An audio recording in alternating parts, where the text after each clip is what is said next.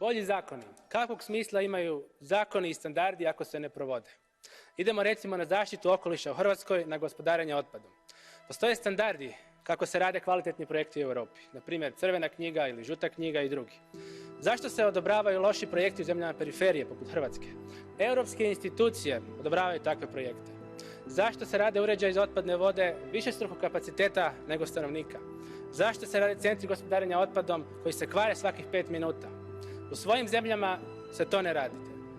Je li to zato što zapadnoeuropske kompanije moraju prodati svoju opremu? Je li to zato što europske institucije to ne zanima? To nije zato što ne znate, jer sam se pobrinuo da svi relevantni ovdje to znaju, od komesara pa nadalje.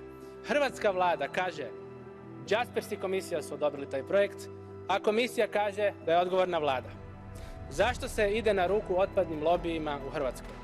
Europski novac postao je sredstvo devastacije okoliša, skupljih usluga i ogorčenja građana. Ljudi oko Marišćine, Kaštijuna i Piškornice znaju o čemu govorim. A ne mora biti tako. Dosta je duplih mjerila.